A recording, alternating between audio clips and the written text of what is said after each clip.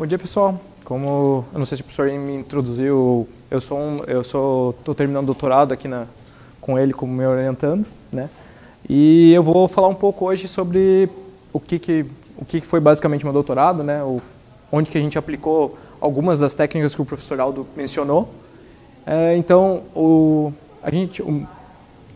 título do meu trabalho, né, é Desenvolvimento de métodos computacionais em volumes, segmentação de estruturas orgânicas em rochas. Vale a pena fazer um parênteses, eu não falei para eles de segmentação semântica. Ah, tá.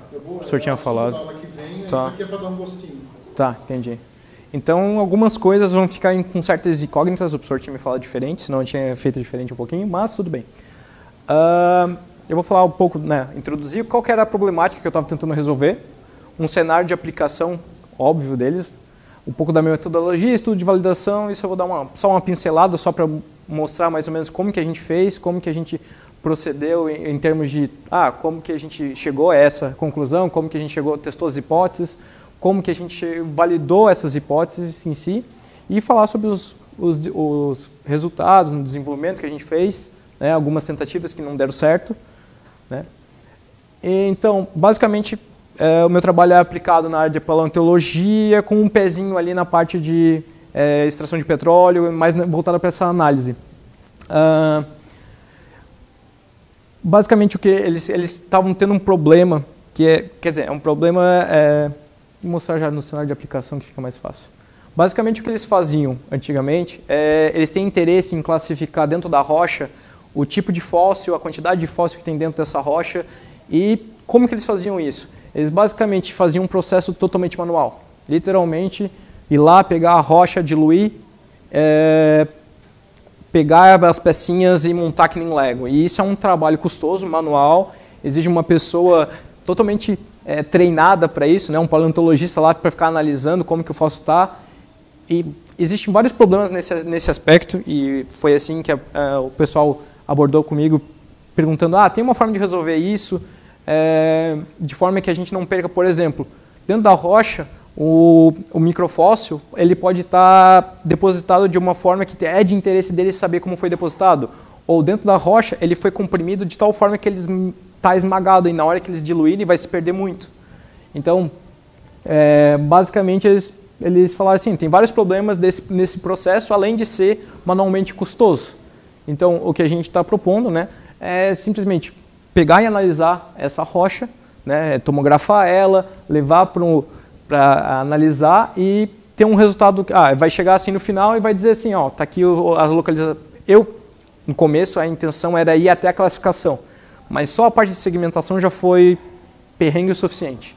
Então a gente parou simplesmente em identificar onde que estão os fósseis na rocha, que na minha análise sistemática da literatura, a gente procurou procurar objetos 3D em ambientes muito cheios de coisa, que eles chamam de cluttered environments. Então, basicamente, se você analisar uma rocha, você tem lá o teu objeto 3D de interesse, é simplesmente uma coisinha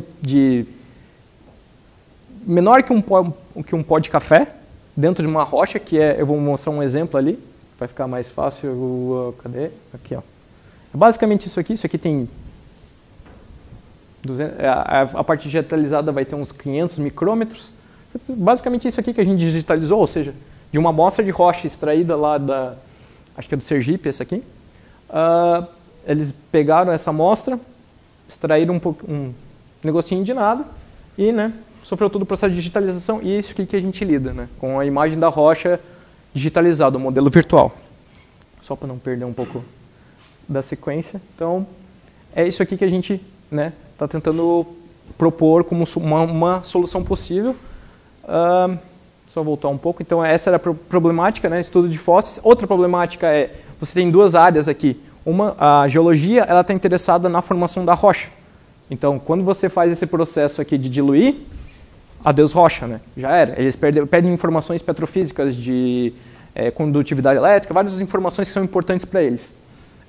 Então, digitalizando a rocha, você ainda mantém aquela amostra, né? Essa amostra aqui. Você mantém essa amostra aqui íntegra. Então, você cortou, claro, mas se você tiver um tomógrafo grande o suficiente, você pode, com uma resolução boa, você pode usar a rocha inteira e tal, e não parte do processo que isso aqui ainda é utilizável, né? Você pode, já está tomografado, tanto a parte de geologia, pode fazer estudos aqui no modelo virtual, quanto a parte de paleontologia, que tem interesse justamente nos microfósseis lá dentro, né? Então, essas são as duas áreas aqui que compartilham, né, essas amostras, e conseguir a amostra foi um perrengue também, né? Então, basicamente, né, o que a gente está propondo é faz uma tomografia, gera um modelo virtual daquela rocha, daquela amostra, que deu uma zoadinha, o famoso conversão. E com esse modelo virtual, né, tanto para a parte de paleontologia quanto a parte de geologia, você pode fazer análises, simulações de outros processos. E agora você para pensar, esses processos eram feitos manualmente, ou pelo menos chegavam com uma coisa custosa, chegavam num processo totalmente manual para diluir, e depois eles pegavam e utilizavam microscopia eletrônica de varredura, que eu vou mostrar um exemplo, mas dali em diante eles poderiam ter um modelo, umas imagens, mas que também não é um modelo tão completo como você simplesmente pegar o volume como um todo, o microfóssil está lá conservado naquele modelo, a forma como está depositado está tudo igual. Então daí você, né, pode rodar as análises, simulações, processos, e alguns que eram de forma exaustiva, você pode até propor pipelines de execução, uma coisa mais automática, deixa lá processando, pega o relatório no dia seguinte. Então é esse caminho que a gente está indo. Até tem um guri trabalhando justamente na parte posterior a essa, que é agora que eu já sei onde é que estão, agora eu quero classificar, porque eles têm interesse também no tipo de microfóssil.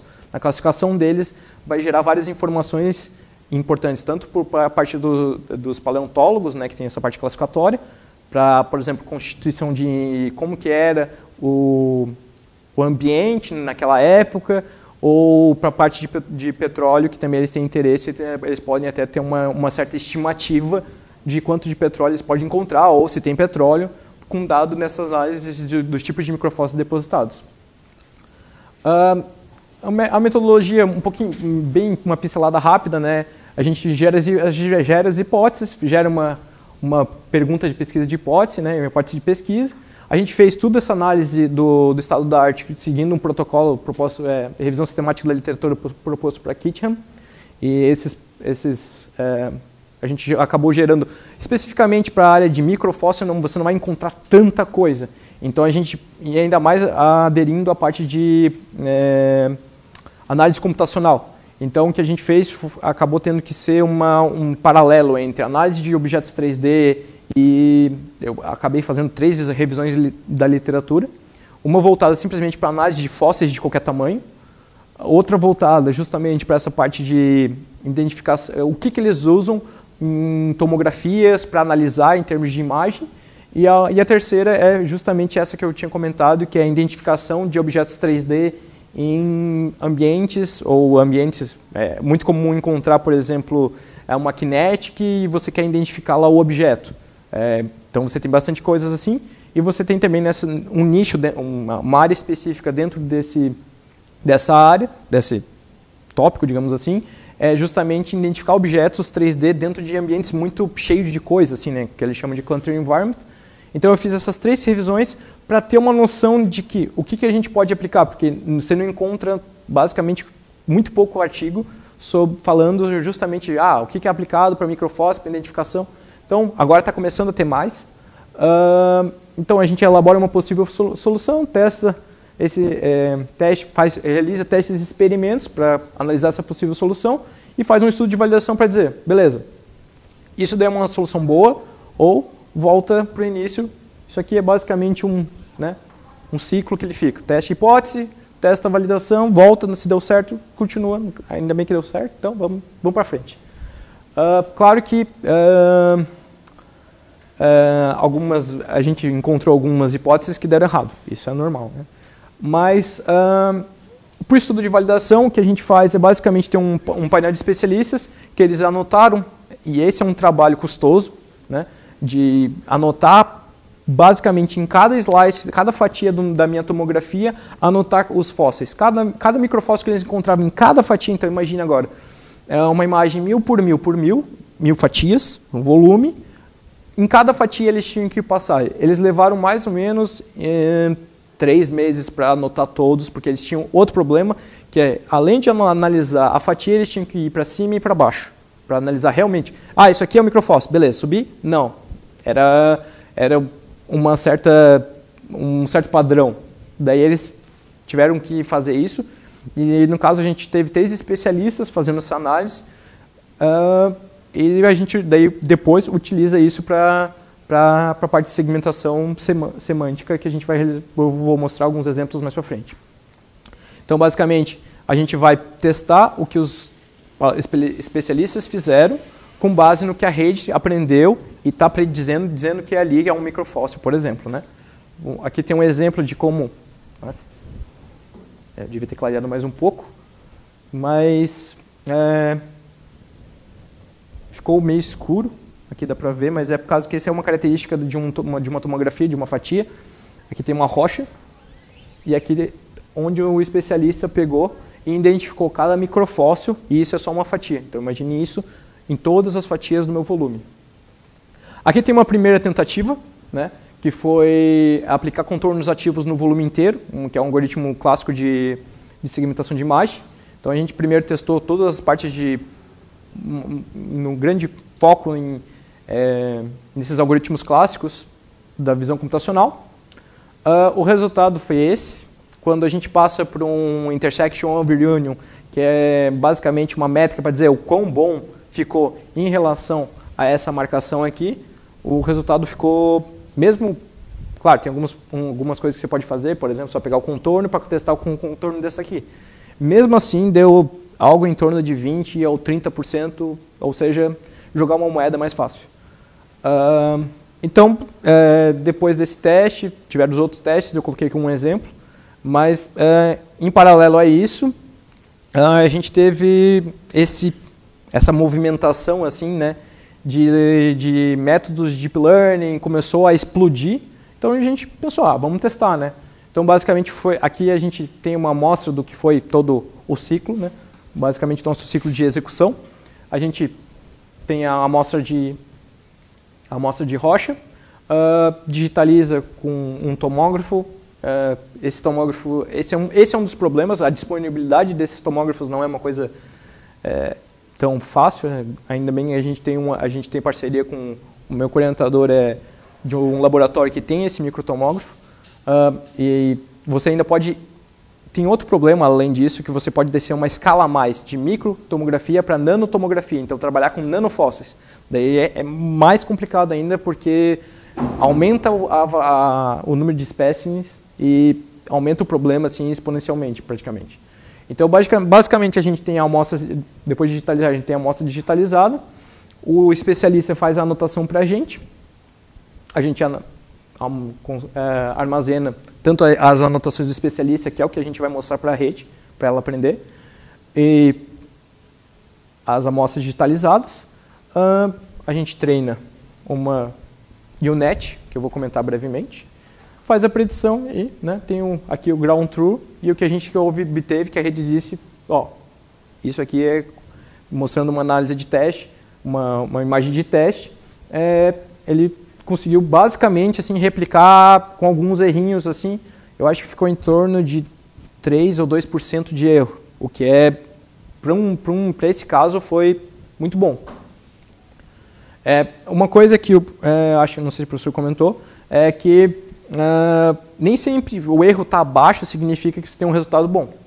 Então, assim, a gente teve 3% para esse nicho está legal. Mas tem nichos que, se você conseguir, por exemplo, 10% de erro, mas você vê a predição, às vezes é bom, é válido, já é melhor do que já tem, por exemplo. Então, assim, é sempre bom ver o que a rede está jogando, a predição dela. Então, basicamente aqui, né, eu estou expandindo esse processo, digitalização da amostra, da onde que ela foi pegada, como que a gente fez. Aqui tem um exemplo, mas esse exemplo é dessa rocha aqui. Essa rocha, a gente estava no começo, então a gente basicamente destruiu um pedaço, ela estava destruída aqui e tal, então ela acabou de sendo ignorada, nem analisada, mas é um bom exemplo para mostrar, a gente tinha as amostras. Aqui não dá para ver, mas é a mesma imagem lá, a fatia digital e análise do especialista.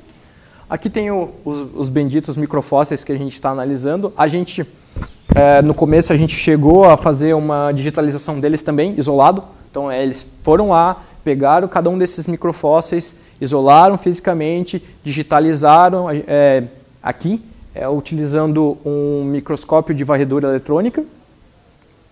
E aqui a gente digitalizou para ver a estrutura interna, porque uma das coisas que a gente tem visão numa tomografia é a visão interna. Então a gente até já estava pensando em coisas além, do tipo, provavelmente na parte classificatória, isso aqui vai ser muito utilizado. Então a gente já estava expandindo a nossa pesquisa para fazer ele aprender como que é a estrutura interna, como que é a morfologia. Porque numa tomografia você não tem cor, então é uma coisa da Imaginet. Outra coisa, Imaginet, qual é a parte de característica parecida que a gente tem? Morfologia, cor a gente não tem, e intensidade, talvez, textura, muito pouco. Então, é um problema meio sacana no sentido de que a origem, o que a gente consegue de uma tomografia em termos de características é meio complicado. Então, por isso que a gente já estava até digitalizando internamente. Não, de certeza, quase de certeza que a gente vai ter que lidar com a morfologia do microfóssil para ele identificar no meio de uma rocha. Imagine, dentro de uma rocha ainda ele pode estar girado, não só no sentido de XY, mas pode estar de tudo que é jeito depositar na rocha. Então, isso aqui seria a próxima, não deu certo do jeito que a gente estava fazendo, seria a próxima alternativa, né? Basicamente, essa aqui e ela digitalizada, né? A gente já digitalizou esse uma rocha, um exemplo de uma amostra de rocha um pouquinho maior. Eu acho que eu não selecionei um aqui, mas aqui mais para frente vai ter. Mas aqui, ó, essas morfologias aqui, mais o repetimento de padrão, né? Nas fatias, esse aqui é um microfóssil, esse aqui é microfóssil, né? Esse aqui também é microfóssil. Então, dá para ver que essa rocha, essa é uma das amostras que a gente tem, que ela é lotada de microfósseis. Então, é uma amostra boa de trabalhar. E, acrescentando a isso, o material da rocha é diferente do material de do microfóssil em si.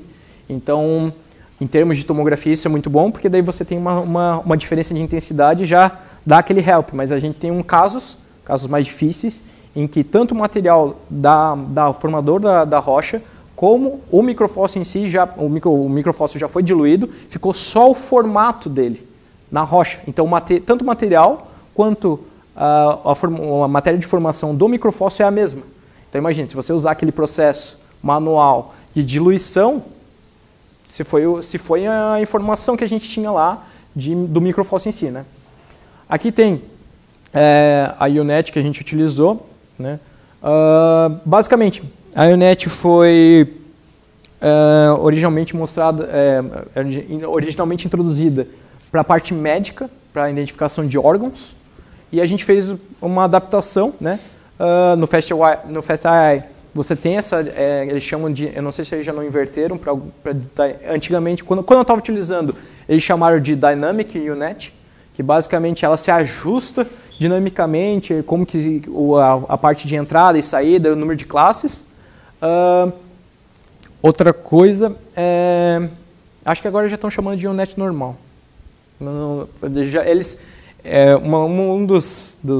Das grandes vantagens do FastAI é que eles estão sempre mudando. Eles estão sempre mudando no sentido, eles pegam um artigo, isso aqui é legal, implementa. Isso aqui põe em produção. Isso aqui é legal, põe em produção. E eles vão testando muitas das coisas que artigos assim. Eu não sei se alguém já viu os vídeos do Jeremy, são muito bons. Quem gosta dessa área e quer trabalhar com essa área, recomendo fortemente. O FastAI dá um suporte legal, porque eles estão sempre implementando essas novas noções. E os vídeos deles são bem explicados. Como é uma pegada, quem já mexeu com o Jupyter Notebook, ele explica tudo com base no Jupyter Notebook, então você pode pegar uma apresentação dele e rodar. Literalmente você pode rodar, então isso é muito legal. E não sei, ele soltou novos vídeos, acho que esse ano também, e ele tem uma abordagem que é interessante, que é em vez de partir da teoria e ir para a prática, que é uma abordagem mais bottom-up, ele faz o top-down. Então, ele já na primeira aula, ele já te mostra, Isso aqui roda, identifica, ele já mostra que em 5 linhas ele consegue classificar entre gato e cachorro, na primeira aula.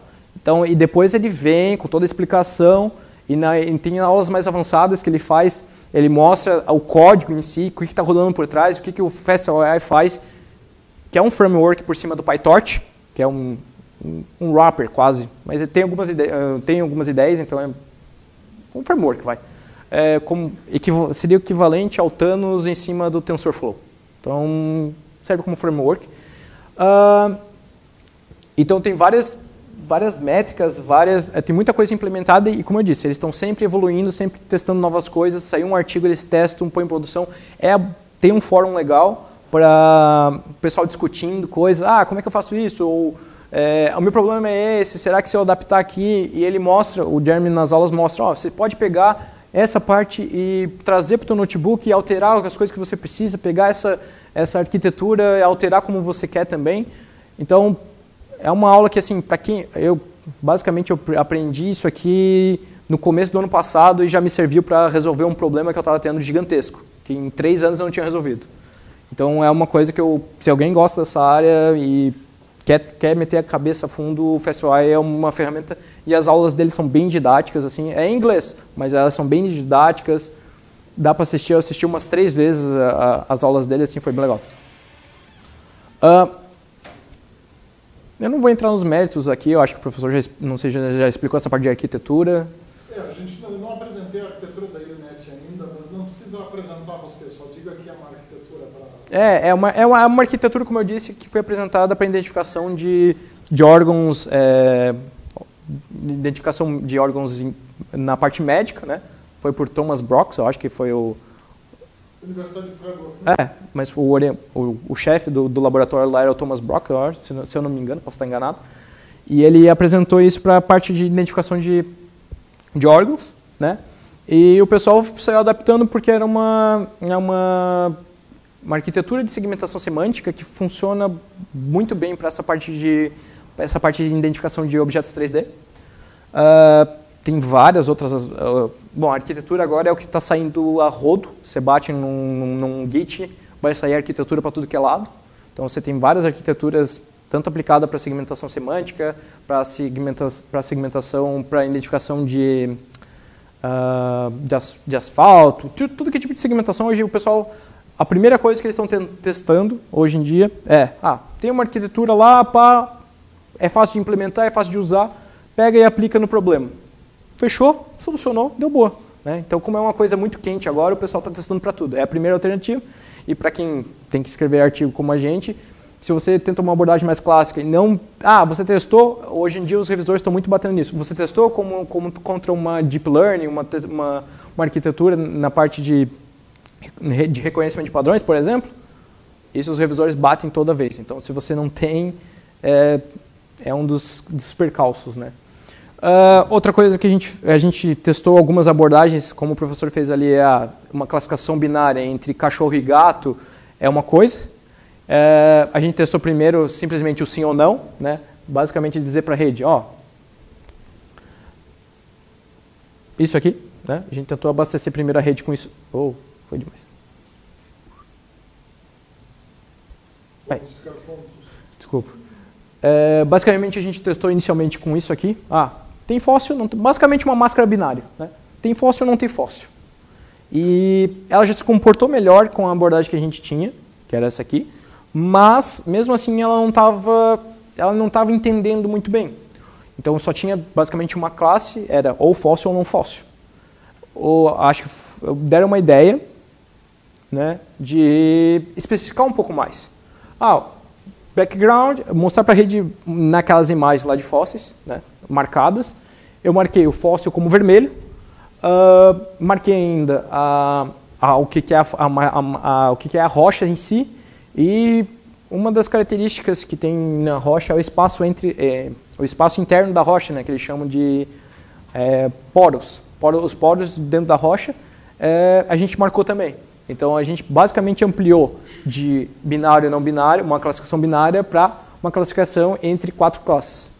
E isso foi o pulo do gato, assim, foi literalmente o que fez a rede aprender, né, o que era realmente o fóssil e o que não era. Antes, com simplesmente o mascaramento, não estava indo tão legal. E daí a gente chegou numa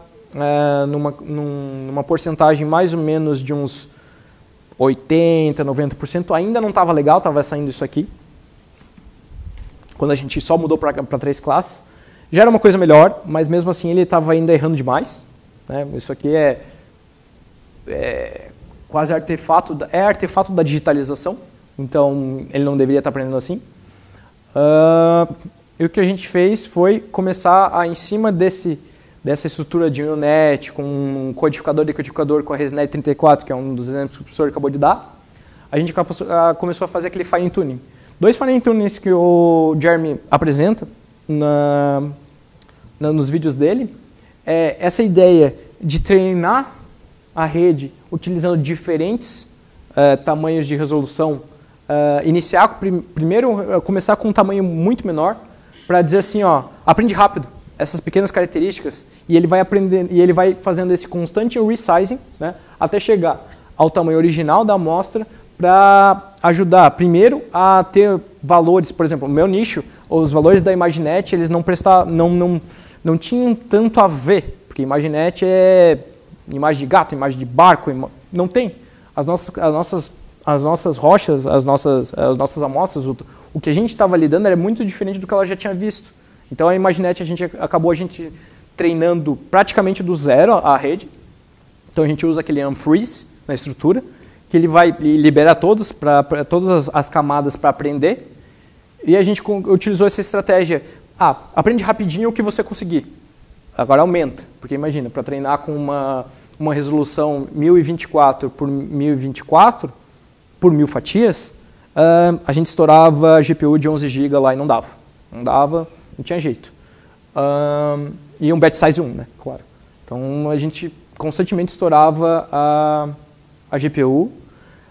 Então o que a gente fez foi, pega essa estratégia do Jeremy, que ele apresentou em aula, vai fazendo esse que eu chamei de constant resizing, faz ela aprender o que ela conseguir, aumenta, faz aprender o que ela conseguir, aumenta, faz aprender o que ela conseguir e fica nessa, até chegar à resolução que você tem. E outra coisa que ele mostra na aula é esse DLR, que é Differential Learning Rate, que o professor colocou lá aquele limite, 10 na menos 5 para até 10 na menos 3. Aquele ponto vermelho, o Jeremy fala que é um ponto legal para já começar. Se você tem dúvidas assim, qual que é a minha learning rate que eu quero usar aqui, pega aquele ponto vermelho que ele indica lá no gráfico e já usa ele. Usa ele como um parâmetro inicial, se você não quer usar essa estratégia de usar intervalos. Mas o que ele faz é diferentes taxas de aprendizagem, e aqui ficou meio ruim, mas em azul aqui está épocas pelo erro, né, training loss, o erro de treinamento. Então isso é para acelerar o treinamento, né? Ele faz essa estratégia para justamente convergir mais rápido. E aqui ele mostra, em azul ele mostra congelado, acho que ele mostra congelado? Fixado em uma learning rate, numa taxa de aprendizagem específica, e aqui ele mostra, se não me engano é em vermelho, fixed first layers, learning rate. Ele faz variações entre, congelei a primeira e deixei as outras, descongelei a primeira e deixei as outras congeladas, então só a primeira camada vai aprender. Descongelei todas, então ele mostrou assim, se você utilizar esse Differential Learning Rate com diferentes configurações, e esse é o fine tuning que a gente fez, esses dois são fine tunings, para a gente poder conseguir chegar aos 98%. Então, mas essas duas abordagens já ajudaram a gente a chegar sair de uma coisa do tipo, estou identificando parte do fundo como rocha, para, não, beleza, está similar essa identificação. Então, eu não sei se o professor vai, na aula de segmentação semântica, vai apresentar mais essa parte de Differential Learning Rate, como que funciona. Vou falar um pouquinho mais na aula que vem, sim. Mas são duas coisas que, se você pesquisar na literatura, todo mundo referencia ao Jeremy. Fala que ele foi uma coisa informal que ele falou na aula, assim, mostrando que eu sempre fazia assim, e algumas sacadas assim ele fala na aula assim como se fosse nada. E serve, por exemplo, para melhorar em 10% o erro que você tinha. Então, assim, para mim foi um ganho bem significativo, né? E daí, o que acontece? Depois que você tem essa máscara, basicamente você faz uma sobreposição em cima daquela tua amostra e você consegue identificar coisas assim. Que se você comparar, né, eu peguei uma digitalização que a gente fez da amostra como um todo. Isso aqui é o que a gente identifica na rocha. Isso aqui foi o que eles utilizaram numa amostra isolada do microfóssil em si, com um microscópio de varredura eletrônico. E isso aqui foi a digitalização que a gente fez do microfóssil isolado aqui com um tomógrafo. Então, basicamente, assim, peguei essa amostra, ampliei, comparei. Isso aqui já seria o próximo passo. Eu tenho onde estão os microfósseis com uma taxa boa. Agora, o próximo passo, né, que o outro grid já vai tratar, beleza, agora eu quero classificar cada um deles nas suas respectivas classes. Isso era o que eu tentava almejar, mas só a parte de segmentação já foi um problemaço. Aqui tem algumas por enquanto é o que está publicado em referência ao trabalho como um todo, né? O professor fez um... É Medium aqui, né? Não. É um Medium... Tá ali aberto no computador. Ele fez um Medium relatando tudo que a gente conseguiu, né? Dessa parte de microfóssil e paleontologia. 2 revisões publicadas na literatura.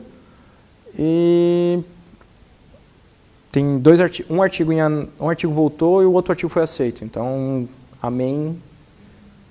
Vai dar para defender o doutorado. Então, eu coloquei 2 exemplos aqui que para mim foram os... coloquei 2 referências, claro que tem mais, mas eu coloquei 2 referências que para mim foram essenciais no projeto como um todo. Essa é chato de fazer, eu não vou dizer outra coisa, porque é extremamente custoso. Tem que você, né, fazer todo um protocolo que é originário da parte médica, então eles fazem todo um protocolo seguindo passo a passo, uma coisa totalmente reproduzível, mas é importante porque você tem uma visão completa da literatura. Tem coisas mais avançadas, ela já publicou, acho que coisa mais avançada, não, de como fazer, não? São só versões mais novas, isso aí ainda é... A referência. E para mim o Jeremy Howard ali foi o ponto, assim. Quando eu estava começando, eu comecei com TensorFlow, e ia demorar bastante para aprender a TensorFlow, puramente TensorFlow, mas quando eu conversei com alguns colegas de área, eles indicaram o FastAI, que é em cima do PyTorch, então você tem ali muito parecido o que é Python, para quem já conhece Python, o que é Python e o que é PyTorch, ali você consegue muito rápido absorver como que é a estrutura do PyTorch, fazer, até pegar e entrar na biblioteca deles e alterar algumas coisas. Então é bem legal. Claro, tudo tem custo para aprender, né? Mas eu fortemente indico as aulas dele, assim, são muito boas. E é isso, gente. Desculpa ter me alongado um pouco. Aqui vocês têm onde está tudo que a gente montou um site ali. Não sei se o professor chegou a mostrar. Este específico não, eu esperei para a tua aula, está ali no Firefox. Peraí.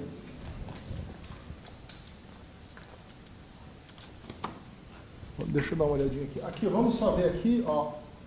Nós chegamos aqui a 5,9% de erro. Ganhei o meu microfone com a tela de volta aqui. Deixa eu prender então. Obrigado, Luiz.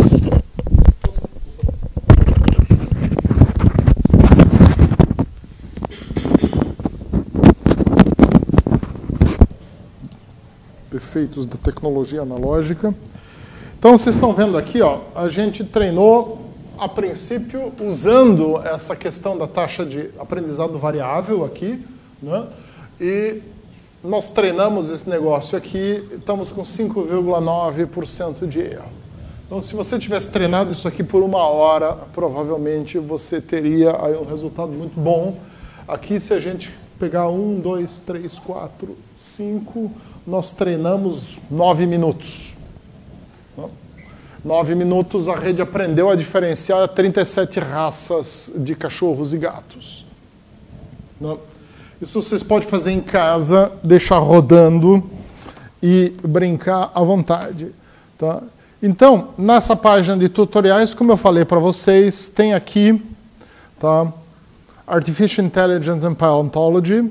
Aqui tem mais uma página do Medium, novamente, tá, onde tem toda essa explicação que o Luiz colocou aqui.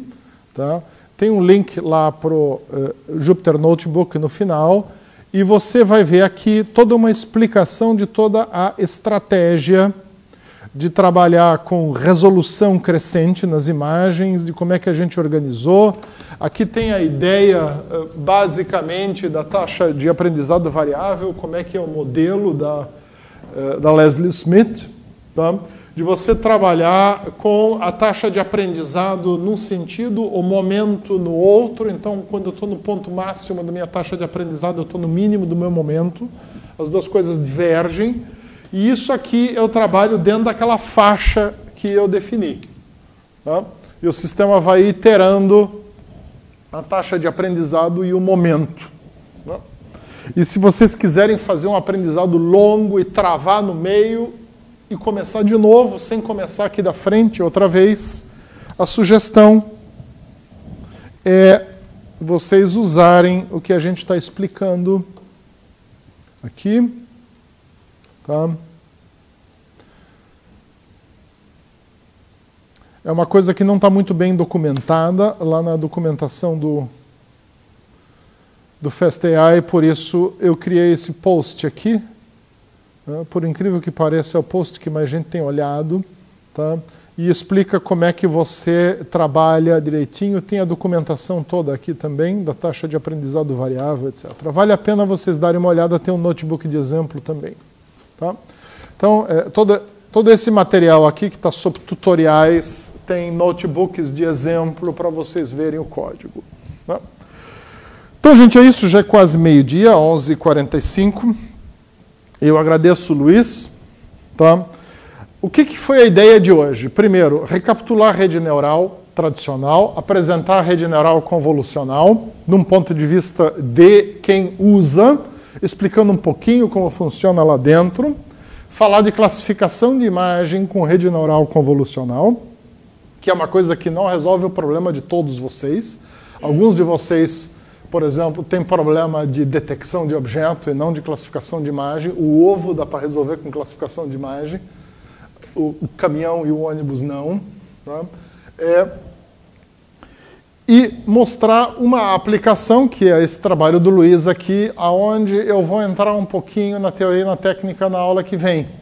Né? Onde a gente vai falar um pouquinho mais de UNets e de outras coisas para vocês entenderem. Tá? Então é isso. Alguma pergunta? Então, aula que vem é teoria. Nós vamos ter detecção de objetos, vamos ter segmentação semântica, e vamos ter mais uma palestra convidada, que é a do Tiago Ratke, que vai falar de detecção de objetos na navegação veicular autônoma, tá? E mostrar mais alguns outros exemplos bem interessantes, segmentação semântica com detecção de obstáculos e buracos em estrada de terra e outras coisas bem Brasil, que normalmente você não vai encontrar na literatura lá fora, porque lombada de barro, poça de lama que o carro fica preso e outras coisas a gente não encontra nos Estados Unidos, na Alemanha, e para você trabalhar com veículo autônomo no Brasil, você precisa achar essas coisas. O Tiago vai mostrar para vocês como foi que ele resolveu essa parte. Tá? Isso aqui também, o que o Luiz mostrou, é uma aplicação prática para a prospecção de petróleo, tem uma importância para a Petrobras, tem uma importância quando você trabalha em áreas onde os poços não estão muito claros e você tem que fazer uma boa análise da geologia para entender se vale a pena continuar esburacando ali ou não. Então é isso, gente. Até semana que vem.